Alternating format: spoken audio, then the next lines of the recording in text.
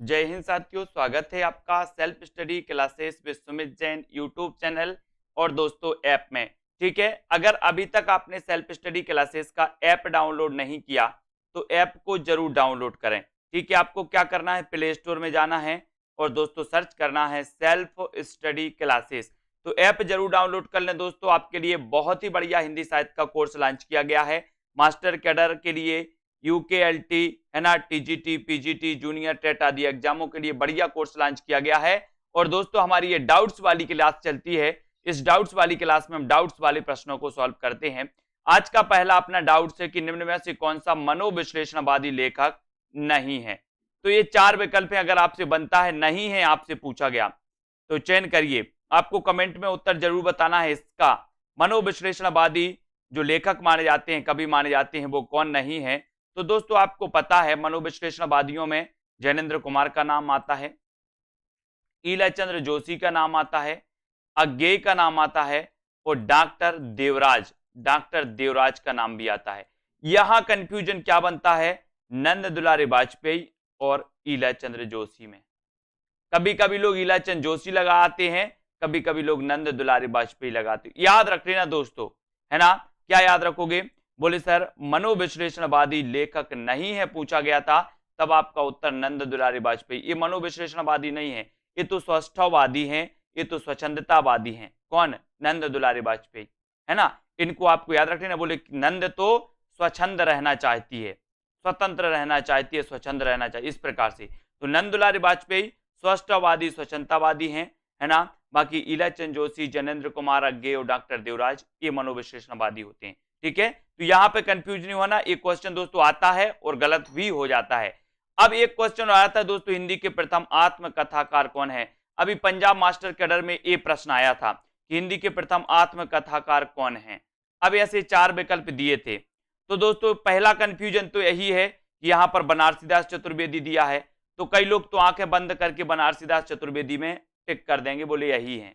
लेकिन आपको वास्तविकता पता है ना। यहां पर इस प्रकार के अगर विकल्प दिए हैं और इस प्रकार का क्वेश्चन पूछा गया है कि हिंदी के प्रथम आत्मकथाकार कौन है, तब यहां पर आपका उत्तर हो जाएगा बाबू श्याम सुंदर दास।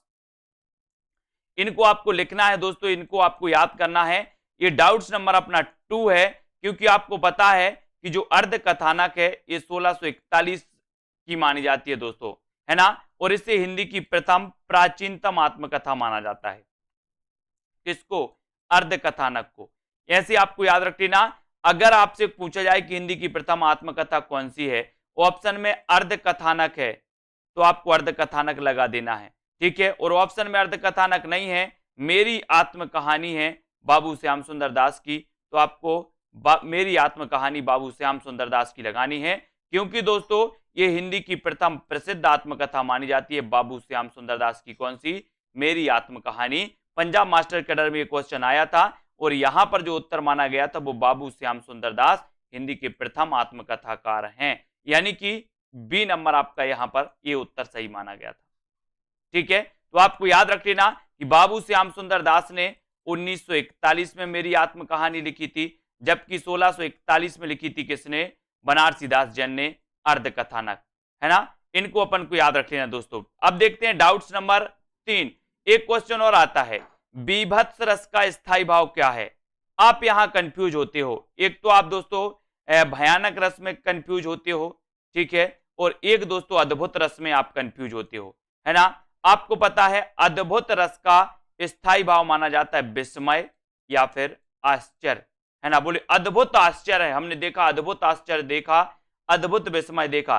तो अद्भुत रस का जो स्थायी भाव होता है वो तो विस्मय या आश्चर्य होता है। लेकिन यहां बीभत्स पूछा गया, कई लोग बीभत्स रस का लगा आते हैं आश्चर्य।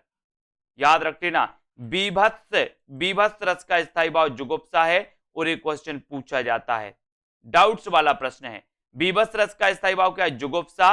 और कुछ लोग अद्भुत का पूछा जाता है, अद्भुत रस का स्थायी भाव क्या है या बीभत्स रस का स्थायी भाव क्या है, तो कुछ लोग आश्चर्य लगा के आ जाते हैं, डाउट्स, है ना।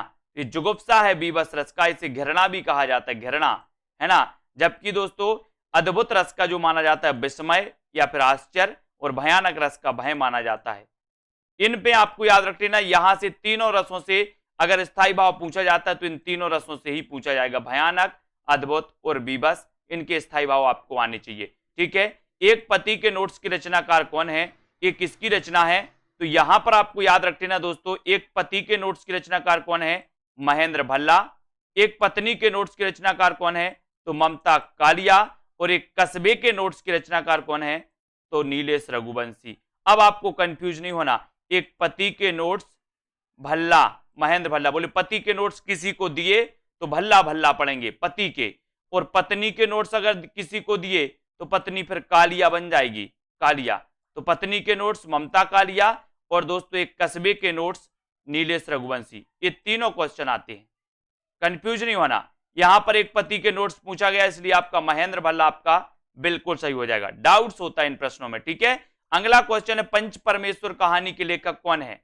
तो दोस्तों अभी तक आपको इतना ही पता था कि पंच परमेश्वर कहानी के जो लेखक हैं वो लेखक हैं प्रेमचंद। ठीक है, लेकिन अब आपको याद रख लेना कि पंच परमेश्वर कहानी प्रेमचंद की तो है ही, साथ ही दोस्तों रांगे राघव की भी कहानी पंच परमेश्वर है।